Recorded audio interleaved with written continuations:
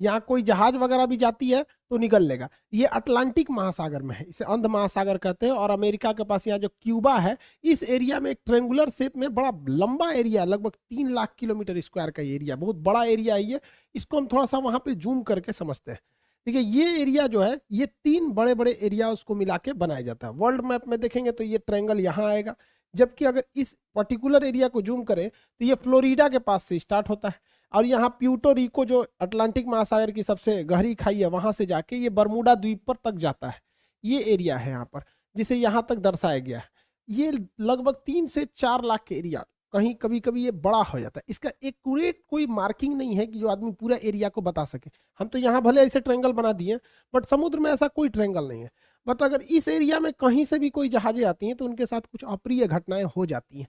इसके बारे में डिटेल से समझते हैं। 1498 में जब क्रिस्टोफर कोलंबस जा रहे थे इस रास्ते से, तो उन्होंने भी अपनी किताब में वर्णन किया है कि जब वो इस एरिया से गुजर रहे थे तो अचानक मौसम में एक परिवर्तन देखे, प्रकाश देखे, बादल का तड़कना, समुद्री लहरें तेजी से उठने लगी और उनका जहाज डिसबैलेंस होने लगा। इवन कि उस समय देखिए समुद्र में रास्ता दिखाने का केवल और केवल एक ही रास्ता रहता है, कंपास। अब तो सैटेलाइट वगैरह आ गए हैं, बट कंपास ही उस समय एक ही रास्ता होता था जो हमेशा नॉर्थ डायरेक्शन की ओर मूव करता रहता है। वो बता देता है कि इधर की ओर उत्तर दिशा है, तो इसके थ्रू आदमी जा सकता था। तो यहाँ पे कंपास काम करना बंद कर देता था। ये कोलंबस ने भी इसको माना है। 1964 में विंसेंट गैडिज ने अपनी पुस्तक में, मैगजीन में बताया था कि ये किस तरह से जहाजों को वगैरह को निगल लेता है। इसलिए इस ट्रायंगल को डेविल ट्रायंगल या फिर रहस्यमय ट्रायंगल कहा गया। यहाँ जाने के बाद जहाजों में अचानक परिवर्तन देखा, इंजन काम नहीं करेगा, जहाज धंसने लगेगी, कोई तैरना चाहेगा तो तैर नहीं पाता है, अजीब अप्रिय घटना होगी और अचानक ही हो जाती थी। और ये जहाज डूब के कहां जाते थे सब ये भी नहीं पता चलता था किसी को। यूं तो यहाँ हजारों घटनाएं हुई हैं। कुछ फेमस घटना देखते हैं। अगस्त 1942 में अमेरिकी नौसेना के जहाज अपने रूटीन एरिया पे थे सब, उन्हें बम्बार्डमेंट करके लौटना था इसी बरमूडा ट्रायंगल के ऊपर से। लेकिन अचानक उनका संपर्क रेडियो स्टेशन से टूट जाता है, उसमें लगे हुए इंस्ट्रूमेंट काम करना छोड़ देते हैं, उनका नेविगेशन सिस्टम पूरी तरह फेल हो जाता है। सब में एक कॉमन समस्या देखी जाती है कि उनका कंपास काम नहीं कर रहा होता और ये जहाज पूरी तरह ध्वस्त हो जाता है। इसको खोजने के लिए 2 दिन बाद रेस्क्यू टीम जाती है। रेस्क्यू टीम का भी पता नहीं चलता है क्योंकि वो भी उसी रास्ते से जा रही होती है जहां से उनका लास्ट लोकेशन ट्रेस किया गया था। रेस्क्यू टीम का भी पता नहीं चल पाता है। उसके बाद ठीक 6 महीने बाद दिसंबर 1942 को फिर अमेरिकी नौसेना का जहाज विमान उड़ान भरता है और फ्लोरिडा से जब उड़ान भरता है बरमूडा ट्रायंगल से ऊपर जाता है तो ये बमबरसक जहाज भी रडार से गायब हो जाता है। और इसके सामने भी सेम समस्या आती है। पायलट बताता भी है रेडियो सिग्नल पे कि मेरा कंपास काम नहीं कर रहा है, नेविगेशन सिस्टम काम नहीं कर रहा है, मौसम पूरी तरह से खराब है। ये भी ध्वस्त हो जाता है। इसको जब ढूंढने के लिए जो रेस्क्यू टीम जाती है इसके बैकअप में, तो रेस्क्यू टीम का भी आज तक कोई पता नहीं चला कि वो रेस्क्यू टीम कहां चली गई। 1970 में एक पायलट यहां से लौट के आए थे, नाम था उनका ब्रूइस गर्नन। ये जब लौट के आए थे इन्होंने बताया था कि वहां पे क्या क्या घटनाएं हुई थी। इन्होंने बताया कि अचानक बरमूडा ट्रायंगल के जब ऊपर से गया तो अचानक मौसम बिगड़ गया और सामने बादलों का एक पूरा धुआं, कोहरा टाइप का छा गया, धुंध हो गया बादलों का, और ऐसे लग रहा था जैसे बादलों की गुफा है। ये इन्हें कुछ दिख नहीं रहा था। इसमें जब प्रवेश किए तो ये खत्म होने का नाम ही नहीं ले रहा था। इसके अंदर मौसम इतना खराब था और इनका रेडियो फ्रीक्वेंसी भी गड़बड़ काम करी थी, इलेक्ट्रॉनिक्स वगैरह काम करना छोड़ दिए थे इनके जहाज के, और इनकी जहाज की रफ्तार बहुत ही तेज हो गई थी और रडार पे कोई भी दूसरा रेडियो स्टेशन या एयरपोर्ट अथॉरिटी का कोई भी रडार सिग्नल मैच नहीं कर रहा था। इन्हें कुछ समझ में नहीं आ रहा था, और लेकिन ये जहाज को आगे की ओर ले जा रहे थे।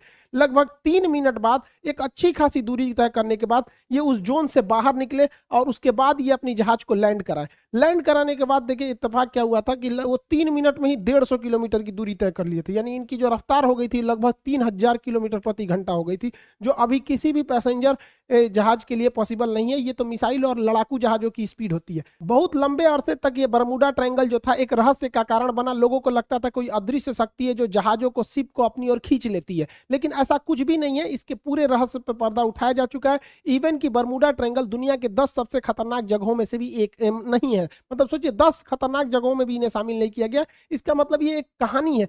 फेमस हो जाता है कोई चीज बहुत ऐसे ही कि जहाजों को निगल जाता है, ये होता है, ऐसा कुछ नहीं होता है। यहाँ कुछ नेचुरल घटनाएं होती है, कोई सुपर नेचुरल नहीं है जिसका लॉजिक भी अवेलेबल है। सबको हम लोग समझते हैं। जो जहाजों का मलबा गया वो नीचे समुद्र के तल पे, देखिए यहाँ जो एरिया है बरमूडा का जो एरिया, इस एरिया के नीचे ज्वालामुखी है सब, और ये ज्वालामुखी विस्फोट करते हैं सब। जब भी ज्वालामुखी विस्फोट होता है तो कुछ जहरीली गैसें निकलती हैं, इसमें मीथेन वगैरह की मात्रा निकलती है। मीथेन गैस वगैरह जब पानी से मिलता है तो उसकी डेंसिटी को एकदम घटा देता है। जब डेंसिटी, समुद्र की डेंसिटी घट जाती है तो जहाजों को डिजाइन किया गया रहता है समुद्र की डेंसिटी के हिसाब से, उसके घनत्व के हिसाब से, ताकि वो ऊपर तैर सके। डेंसिटी घटने की वजह से अचानक वो नीचे धंसने लगती है, और यही वजह है कि वहां अगर कोई तैरने की भी कोशिश करता है तो नहीं तैर पाता है, क्योंकि उनका घनत्व घट जाता है। जैसे मच्छर जो होता है मिट्टी तेल के ऊपर, पानी के ऊपर तैर रहा होता है, आप एक ढक्कन मिट्टी तेल मिला देंगे ना, या तो वो मिट्टी की तेल से सूंघने से नहीं मरता, उसका घनत्व तो कम हो जाता है और डूब के उसमें मर जाता है। यही घटना यहाँ डूबने के कारण होता है। दूसरा कारण यह है कि बरमूडा के आसपास के एरिया में छोटे छोटे समुद्री पहाड़ हैं सब इस शेप में। जब हवाएं इस पहाड़ से टकराती हैं तो उनमें एक हलचल होने लगता है, जिस हलचल से यहाँ पे एक बवंडर, एक चक्रवात उत्पन्न हो जाता है, और ये बादलों को और वहां के समुद्र के जल को पूरी तरह लहर में बदल देते हैं। और इसमें अगर कोई हवाई जहाज या कोई शिप आ जाता है तो उस चक्रवात के बीच में फंस जाता है, जिससे कि इसमें दुर्घटना हो जाती है। पानी वाली जहाजों के डूबने का तीसरा जो कारण है वो बड़ा सिंपल है, समुद्र के अंदर की पहाड़ियां। समुद्र के अंदर की वह पहाड़ी जो बाहर तक नहीं निकल पाती, उन्हें रीज या कटक कहते हैं। ऐसे कटक इटली और तुर्की के पास बहुत ज्यादा मात्रा में पाए जाते हैं। यहाँ अक्सर जहाज वगैरह गिर जाते हैं, सब नीचे का पेंदी टकरा जाता है। जैसे देखिए ये समुद्र का लेवल है, तो यहाँ पे जहाज चल रही है तो उसको ये नहीं पता है कि नीचे मेरे समुद्र ही है कि नहीं, और नीचे से कुछ पहाड़ी अगर ऊपर आती है तो इसके पेंदी से टकरा जाती है। ऐसी घटना इटली और तुर्की के पास बहुत ज्यादा देखने को मिलती है। आप देखेंगे इटली के तट के पास ही इतना बड़ा जहाज टकरा गया, यहाँ पर एक मालवाहक जहाज टकरा गया, यहाँ पे बड़ी बड़ी शिप टकरा टकरा के गिरी है सब। अब बताइए ये तो गलती है इन लोग की, जो कैप्टन है, क्योंकि इतने मॉडर्न शिप को अगर गिरा दिए लोग तो गड़बड़ बात है। उस समय जहाजों की दुर्घटना ज्यादा होती थी, क्योंकि न रडार था न सोनार था। आज के वक्त में पूरी बेहतरीन ढंग से रडार है, सोनार है। आज आराम से बरमूडा ट्रायंगल के ऊपर से जहाजें भी पार हो जाती हैं और शिप भी पार हो जाता है, कि उनको सोनार उन्हें बता देता है नीचे चट्टान वगैरह नहीं है। लेकिन पहले ये घटनाएं नॉर्मल थी ऐसे हो जाना। हवाई जहाज की दुर्घटना के पीछे सबसे बड़ा जो कारण है वो हेक्सागोनल क्लाउड का है। हेक्सागोनल 6 मतलब फलकों वाला एक क्लाउड होता है, बादल होता है, जिसे सबसे पहले सैटर्न ग्रह के ऊपर देखा गया था। ये बादल जो होते हैं, आप देखिए ये 6 सतह वाले बादल होते हैं, इस तरह से हेक्सागोनल शेप में ये बादल पाए जाते हैं। यहाँ ना दिखने में छोटा लग रहा है, ये सैटेलाइट से फोटो लिया गया, जबकि इसका एरिया देखेंगे तो 50 किलोमीटर स्क्वायर का एरिया होता है। सोचिए लगभग एक जिला बराबर इसका इतना बड़ा एरिया होता है, उतने बड़े में ये बादल होते हैं। और इस बादल के अंदर हवाएं इतनी बवंडर के रूप में चलती हैं, जिनका स्पीड 250 किलोमीटर प्रति घंटा होता है। यानी इसके अंदर हवाएं इतनी तेज होती हैं कि अगर कोई जहाज इसमें प्रवेश कर जाता है तो जहाज को वो तोड़ सकते हैं। तो हेक्सागोनल क्लाउड की वजह से यहाँ पे जहाजों की दुर्घटना होती है, अगर इस हेक्सागोनल क्लाउड में फंस गया तब। और ये भी देखिए फंसता भी, अगर विपरीत दिशा में फंसेगा तो तोड़ देगा उसको, और नहीं तो अगर सेम इधर ही हवाएं चल रही हैं उसी में जहाज भी फंसेगा तो जहाज की स्पीड को बहुत तेज बढ़ा देता है। यही वजह है कि जब वहां से कई जहाजें गुजरी हैं तो उनका स्पीड अचानक बहुत तेज बढ़ गया है। तो इसमें कोई दैवीय या भूत प्रेत वाली घटना या फिर कोई ऐसी चीजें नहीं है जिसका कोई पता नहीं लगेगा। नॉर्मल चीजें, अब ऐसी घटनाएं नहीं होती हैं, लेकिन ये पुरानी कहानियां, इस पे इतनी मूवी बना दी गई है, करोड़ों रुपए लोग कमा लिए इसके लिए। कहानी चाहिए एक डायरेक्टर को, अच्छा खासा कहानी बन जाता है। तो ये आप समझिए साइंटिफिक कारण। अब ऐसा कुछ नहीं होता है। ये तो रहा भैया आपका बरमूडा ट्रायंगल का, जो इधर अटलांटिक महासागर के पास कैरेबियन सागर में। ऐसे ही ये घटना जापान के पास हो गई। यहाँ पर जापान के पास भी एक ट्रेंगुलर शेप में एरिया है, वहां 1980 में एक जहाज जा रहा था डर्बीशायर। ये इतना बड़ा जहाज था जो टाइटेनिक से 2 गुना था। यहाँ कई लाख टन इसमें आयरन ओर की मात्रा भरी हुई थी। अचानक ये डूब गया, इस एरिया में अचानक डूब गया। जापान की सरकारी टीम ने उसे रेस्क्यू टीम भेजा था पता लगाने के लिए, वो भी डूब गई। उसके बाद एक हवाई जहाज से रेस्क्यू टीम भेजा गया, वो भी डूब गया। जापान भी डर गया।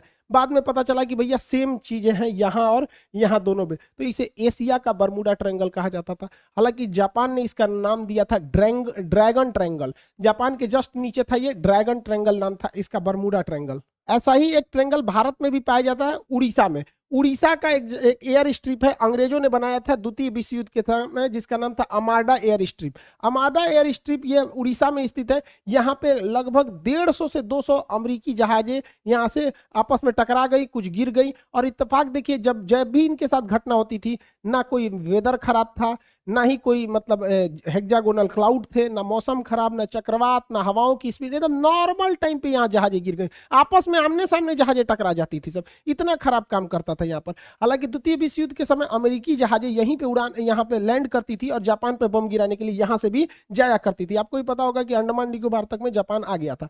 तो इतनी जहाजें अमेरिका की यहाँ से क्रैश की गई थी और उनका बहुत सारा हुआ था। हालांकि ये मिलिट्री का एरिया था, इसलिए इस फाइलों को बंद कर दिया गया, बहुत ज्यादा डिस्क्लोज नहीं किया गया। तो ये भारत का बरमूडा ट्रायंगल आप कह सकते हैं। तो ये तीनों जगह। अब इसके पीछे क्या लॉजिक है भैया?